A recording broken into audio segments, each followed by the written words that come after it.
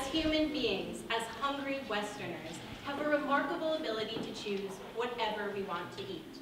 What fascinates me about food choice is the complexity that lays behind every seemingly benign bite of food we take. We make approximately 200 food choices every single day, but that number pales in comparison to the roughly 20,000 new food products that enter onto the consumer market each year. My Keystone project, an interdisciplinary guide to eating, is an investigation of the various factors that influence how we choose food and how the foods we choose go on to inform our perception of self. Making food choices is kind of an onerous task, but also kind of a thrilling one. On one hand, the more I know about my food, the harder choosing becomes. On the other, the more food choices I have, the more genuinely excited I am about the food that I eat.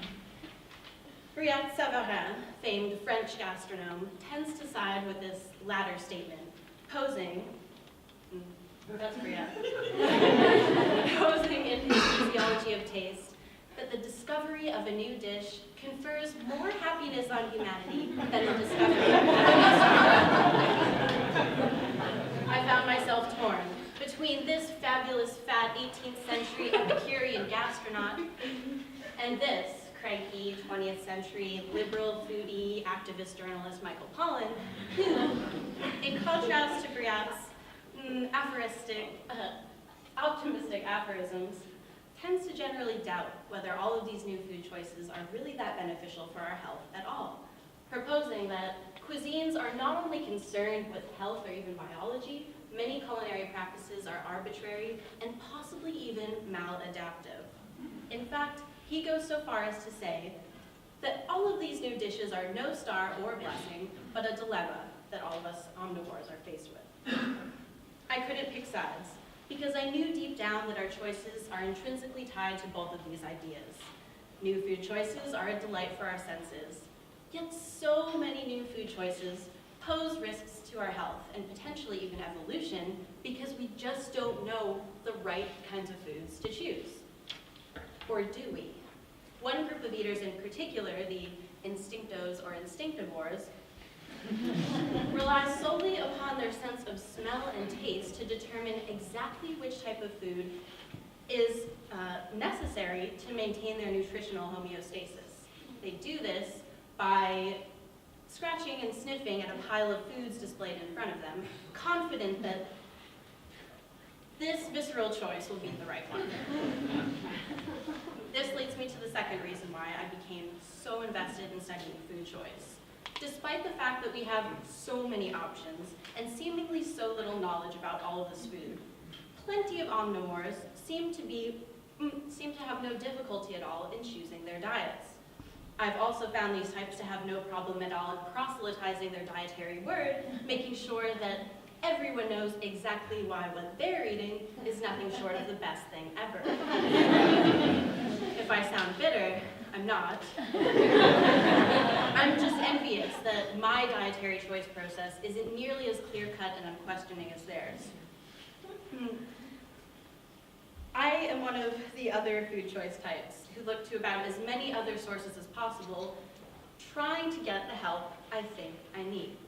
And then I had to ask myself, how have people before me found help choosing their food before the blogs, personal nutritionists, and food marketing campaigns became so super saturated in our food culture? And then it clicked. Cookbooks. Cookbooks are gems of food history. They are windows into a dietary past that can shed light on how other people made and disseminated what they believe to be the best food choices possible. They have an incredible range, from the futuristic or tricorder pies to the Knox's very own gelatinized dinners, complete with gelatinized tuna fish salad and a nice dessert course with evaporated milk and blanc. To this recipe book I found from 1901, which besides recipes, also provides rules of etiquette for entertaining dinner guests. One of my personal favorites being Only among Hottentots and Bushmen is smacking the lips and making other unseemly noises while eating considered correct.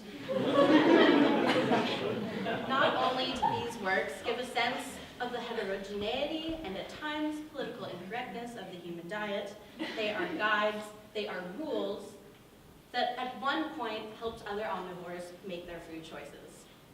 But then came the question of trust. Do we actually ever abide by the instructions left in cookbooks past? Do we believe them enough to trust that what they're saying is what we should eat?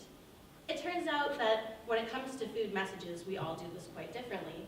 We might read the cookbook, we might watch the Food Network show, but there's no definitive way to determine exactly how that information will get converted into your diet.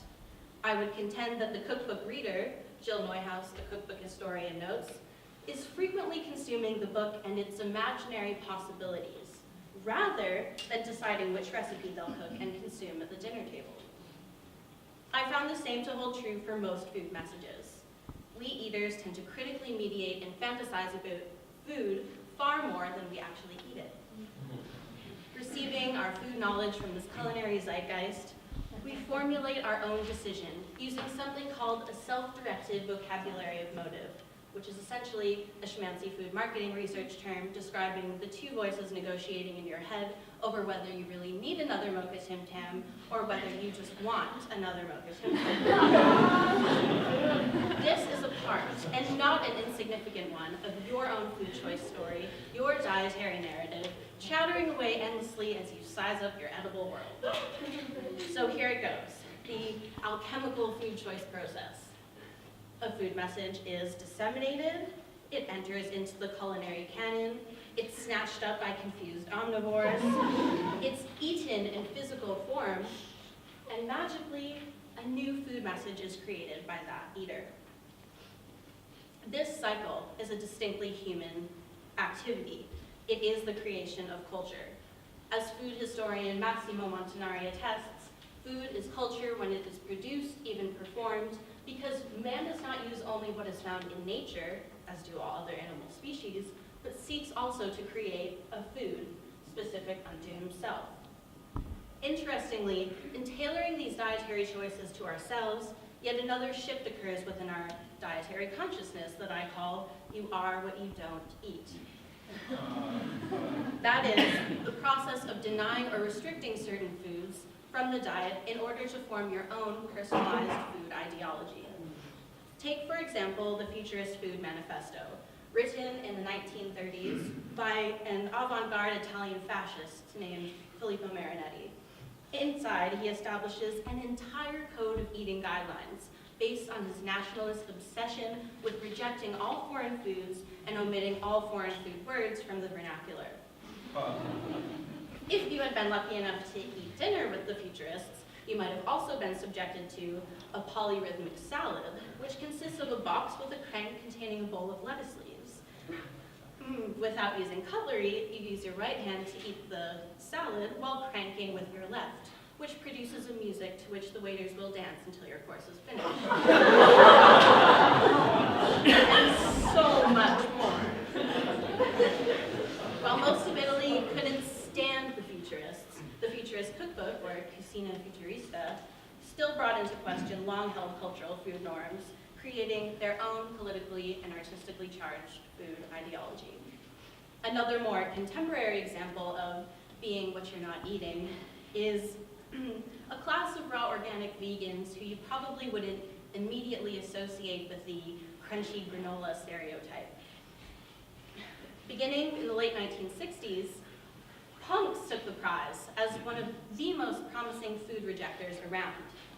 In opposition to what they viewed to be a white, male-dominated, industrialized, monocultured, capitalist food system, punks omitted all farmed meat and dairy as well as junk food from their diet. Anything packaged, really. Punks truly spearheaded the local, organic, unprocessed dietary trends that we see coming in full force today. By eating only raw, rotten, rancid foods, punks essentially developed a way to challenge the status quo by using their subversion of mainstream food norms to create their own politically, environmentally, and morally based food beliefs. In accepting and rejecting, we come into our own identity.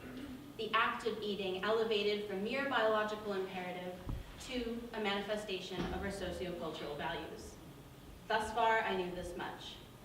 Food choice is fun, food choice is hard, we need help choosing food, we don't often trust the help that we get, and in our mistrust, we create an inner dialogue trying to tease out what suits us best and why.